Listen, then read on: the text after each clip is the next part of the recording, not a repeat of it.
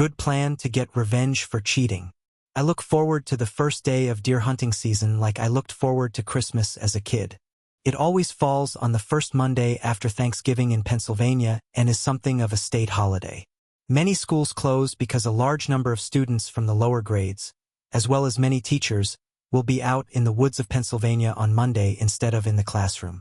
At the last minute, a client from California insisted that I be available on Monday to check on his account. I tried to talk him out of it and even gently probed him about meeting with another company representative. The account meant a lot to the company, which in turn made it very important to me as well.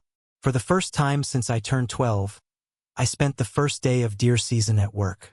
I resigned myself to the fact that I wouldn't have to leave for our hunting camp until Monday night, thus missing out on all the fun we hunters had enjoyed the day before the hunt. This meant I would be behind in beer consumption and poker money lost.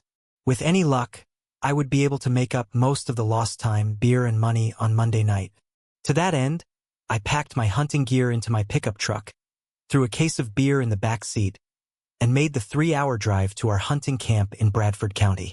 My wife, Barb, left me a note letting me know she was going out with a couple of her girlfriends and wishing me luck on the hunt. I wasn't fooled. I knew most wives were more than happy to see us guys away from home the first week of deer season. It was a little vacation for them. I was about an hour from home when dusk turned to darkness. As I followed the twists and turns of Route 6, I saw the service van in front of me hit a beautiful deer and throw it off to the side of the road. As I slowed down, I saw another deer, a female, fly off the van and fall next to the male. I pulled over to the side of the road. Shining my headlights on my pickup truck, I looked at the unfortunate animals. The male deer had beautiful antlers, nearly 2 feet apart. The females were considerably smaller. Both were as dead as last year's dandelions. I immediately made a decision. I pulled tags out of my hunting jacket, filled them out, and hung them on the deer. Then I loaded them into my truck, turned around, and headed home. I had to get them somewhere I could butcher them before their bodies got too cold. The longer I waited, the more difficult and damaging the process became. I stopped at a buddy's old barn about 2 miles away and turned on the outside light. Then, with a field lantern, I illuminated both deer. As I worked on the male, I admired his antlers. He was the biggest deer I had ever seen. It occurred to me that I had a great opportunity to win a large deer shooting pool at my hunting club. I debated the moral issue that could arise from the fact that this was actually roadkill and not a deer from a hunt. I quickly dismissed any doubts that crept into my mind. The rule of thumb is, the biggest antlers on a legally tagged deer win. Qualified. Besides, I had never been close to winning a hunting competition before. This was my time. I decided to head home to clean up and change my clothes. No matter how many times I had butchered deer, I couldn't do it without getting blood on my shirt and jeans. I threw the butchered animals into the truck and headed home. My tags were filled, and I suddenly had no reason to rush back to camp.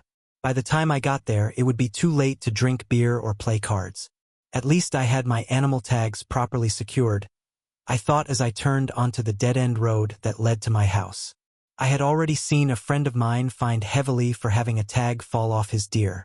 The local county judge refused to admit that the deer was properly tagged, claiming it was fate that had intervened to rip the tag off the animal. The judge's name was Ray Parker, and he was proud to be known in our town as the hanging judge. He only handled small laws and lawsuits under $10,000, but he was a pompous donkey. Barb was on friendly terms with the asshole's sister. Still, I knew it wouldn't do me any good to get in front of this guy in court for illegal hunting charges or traffic violations. It was well past 11 when I pressed the remote to open my garage door. The house was completely dark, so I assumed Barb was already in bed and probably asleep. I was surprised to see that I couldn't pull into my garage. My spot was taken by a brand new Lincoln. Barb's Jeep was in its usual spot. As I walked around the Lincoln, I felt the hood. It was cool. The car must have been there for some time. The keys were in the ignition. I walked quietly into my house. I stopped and listened. The house was dark and very quiet. A little nervous, I walked up the stairs that led to the bedroom. As I approached the master bedroom, I heard loud snoring. I had slept with Barb for 25 years, and she never snored. My insides clenched. I walked through the open door into the bedroom. The moonlight was enough to make out 2 human figures on my bed. And then I wondered, why the hell was I sneaking around my own damn house? I reached out, turned on the light, and waited for the damn storm to follow. No one even flinched. Barb was sleeping naked, her arm draped over a man. The man had a round beer belly and lots of chest and belly hair. I leaned over and yanked the pillow off his face. It was the hanging judge himself. Ray Parker was asleep in my bed with my wife's left breast in his soft little hand. It's funny what goes through a man's mind at times like that. I found myself most outraged that my wife had invited such a pathetic excuse of a man into her bed. Hell, she and I both knew a bunch of guys who, from time to time, could get a piece of her ass, and that would have been preferable. Then I saw the empty wine bottles on the nightstand. No wonder turning on the bedroom light didn't wake them up. They must have been drunk to a stupor. I went downstairs to get my dear gear. My hunting rifle. Next time that bastard wakes up, he'll be dead. Digging around in the truck for a rifle and ammo, I began to contemplate my situation. The husband is always the prime suspect. Hell, even if someone else shot them, I'd probably still be convicted of murder simply because I had such a strong motive. I should have been smarter than that. Then I noticed the horns sticking out over the side of my truck. I was damn sure I didn't want to go to jail before I showed the other guys my deer and won the contest. Parker wasn't worth missing out on this once-in-a-lifetime pleasure. Anyway, Barb and I hadn't been getting along very well lately. Why let that idiot ruin my life? I quickly devised a plan B and put it into action. I took my deer hunting tag off the deer that was in my truck and carefully placed it in the big trunk of the Lincoln. Then I pulled out an old 12-gauge double-barreled shotgun that I had bought from an old drunk a few weeks before he died, almost 20 years ago. I never told anyone I had it. It was an extremely deadly and illegal weapon. I wiped it down with an old rag so it wouldn't leave fingerprints and put it in the trunk next to the deer stalker. I even found a relatively new pillow and threw it in the trunk, first ripping off the damn tag that warned that it was a federal offense to remove it. Then I went into the house and filled the kettle with very hot tap water. I filled a cooking spritz with it and went back to the deer in the trunk of the Lincoln. I poured some hot water into the gutted cavity. I waited about a minute. Then, I used the syringe to suck a fair amount of bloody water out of the corpse and poured it into a bowl. I filled the syringe from the deer's body again and parked my truck around the corner of the house. I pulled out my son's hockey mask, put it on, and went back to my rather noisy bedroom. With Barb drinking, it was almost impossible to wake her up. My plan would work better if she continued to sleep, but I was ready to flap my wings if the need arose. I took Parker's clothes off the chair in the bedroom and stashed them in the closet. I noticed his cell phone was still hanging on his belt. Then I placed the bowl and syringe on the nightstand. I climbed onto the bed, placing my knees on either side of Barb. Reaching that position, I pushed Parker slightly, but he continued to snore. I pulled the deer heart out of the baggie I'd put it in when I carved it. Sometimes the guys at camp like to marinate them with beer and crackers. I've never had a taste for that particular organ. I opened the leather latch holding my hunting knife and exposed the blade. Then, I poured the blood from the bowl onto the sheets and onto Barb's chest. It's amazing how little blood it takes to make it look like a crime scene. Barb reached out and lightly rubbed her left breast while the liquid quickly dried. Then she lowered her hand again. I emptied the bowl, set it back on the table, and picked up the syringe. Holding it over Parker's face, I lowered it down about 4 inches above his snoring mouth. Holding the heart in one hand, I squeezed it very hard and squirted bloody water on Parker, some of which went into his mouth and caused him to choke. I quickly put the syringe down, picked up the knife, and began to drive the point over the heart in my left hand. Out of the corner of my eye, I watched Parker and giggled like the Wicked Witch of the North. He hissed and suddenly straightened up sharply.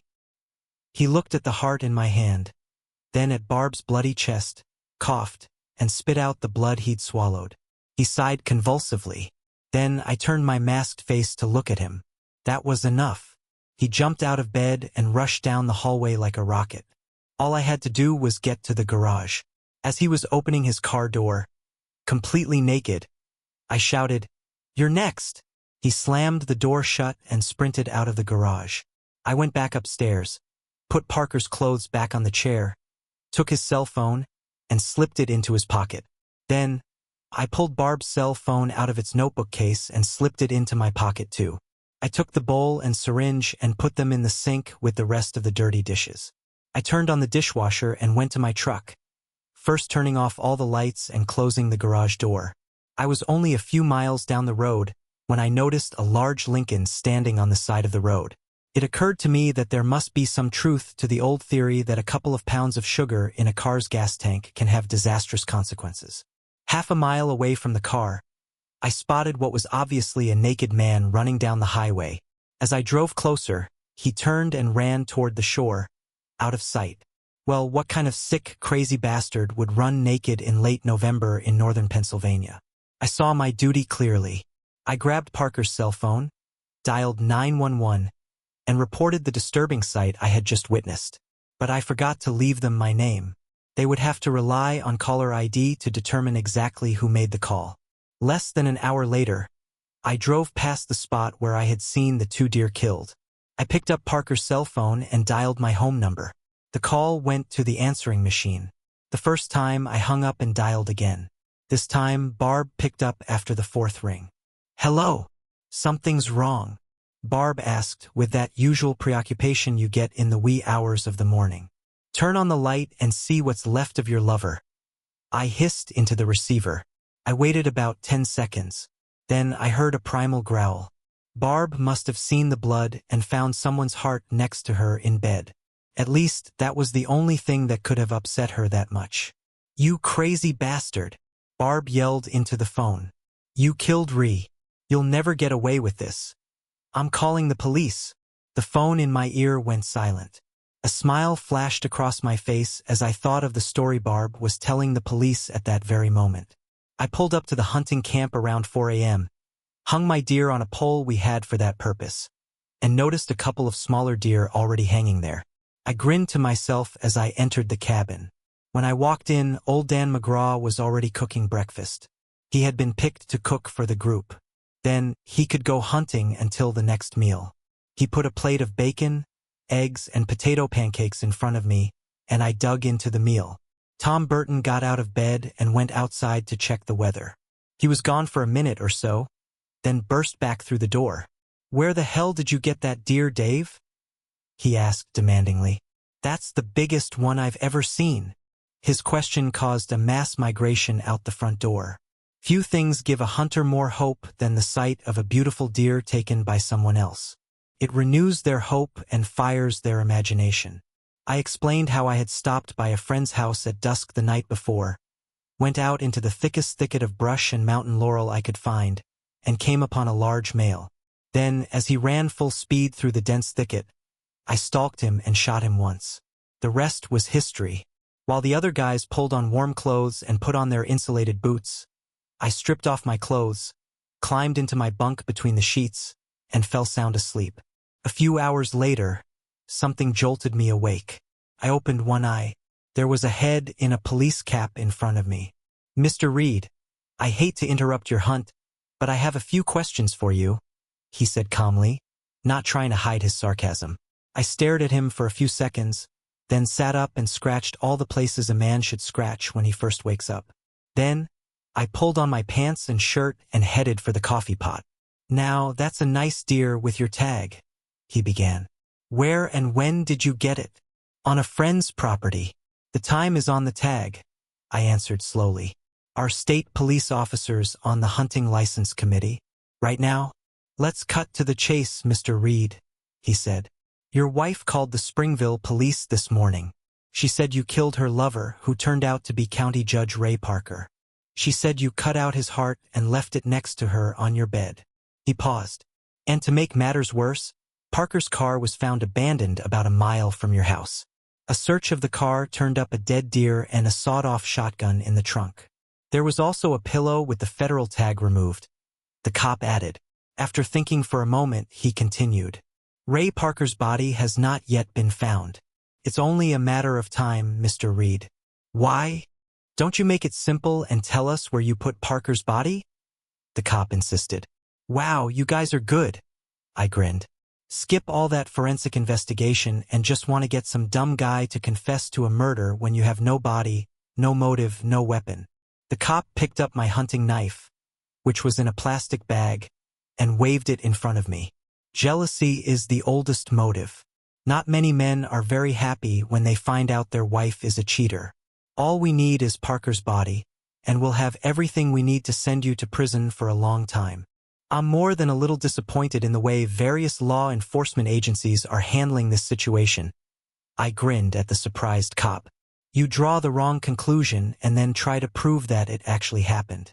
Then you try to get a confession about something that didn't really happen, rather than finding out what really happened and following the clues to where they will lead. Last time I saw Ray Parker, he was running through the woods naked. I don't know why. Perhaps it was my ritual of thanking the hunting gods for giving me a magnificent trophy deer that made him mildly nauseous. That, and the fact that he saw me in the same room where he slept with my wife, could have triggered some kind of irrational guilt-induced fear in him, which in turn caused him to run out of the room naked. I speculated. If Parker is still alive, why was there a heart in your bed? Like I said, I have a ritual I go through when I get the blessing to take a big deer. I kneel down in my bed and pick up the deer heart as a sign of gratitude. Then I place the heart on my bed as a sign of appreciation and respect to the gods of the hunt. I added, with all the reverence available to me at that moment. The policeman's walkie-talkie rang. He went outside and spoke in a muffled voice for a few minutes. Then he came back inside.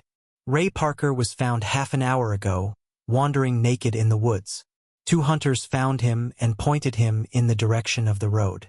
I think once they realized who it was, they refused to give him any clothes or just lead him out of the woods.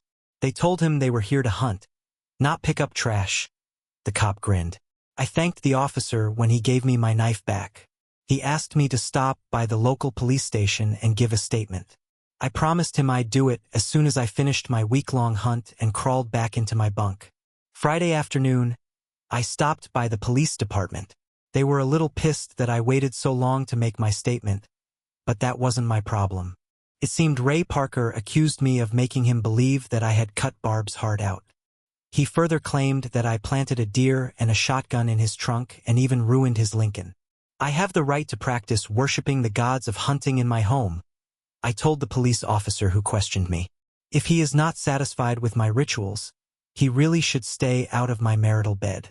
That way, he won't come into contact with them. As for the deer and illegal weapons, I have sat in the courtroom and heard him himself tell people, when caught red-handed, that anyone would lie to avoid accountability for their actions. It's time for this dumb guy to step up to the common plate and take his medicine like a man. I don't know anything about the deer, the gun, or his damn wrecked car. He's got hundreds of enemies.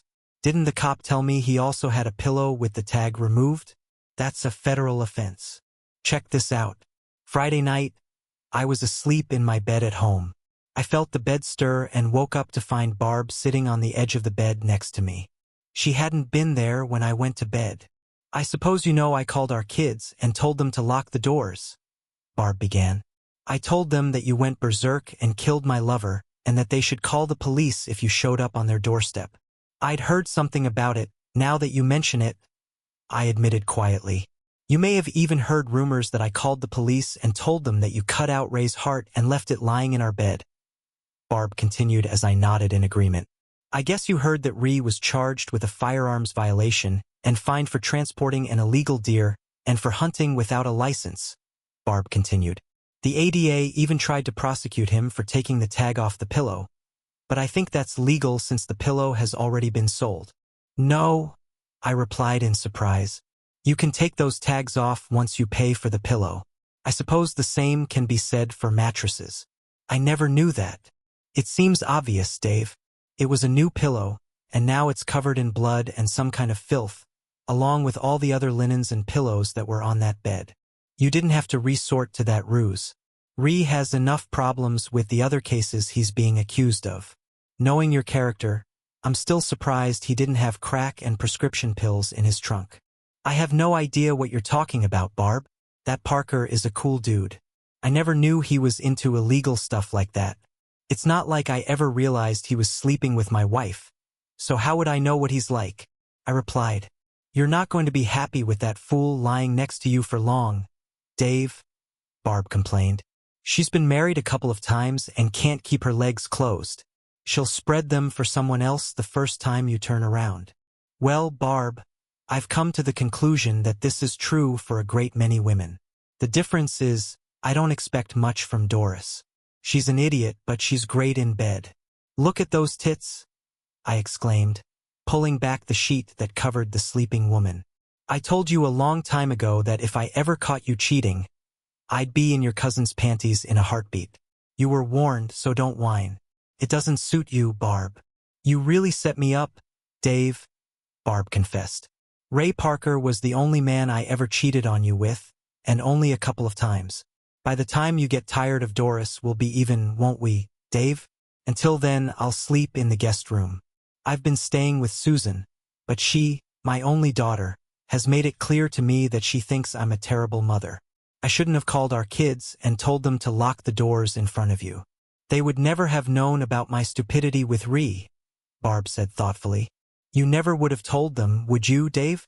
You always had a rule about never scolding me in front of our children. You made me do it on my own. I lost the respect of my husband and kids because of some pompous. What are you going to do now, Dave? I'm going to wait until you leave the room, and then I'm going to wake up your cousin, and we're going to have a nice time together, I said with a grin.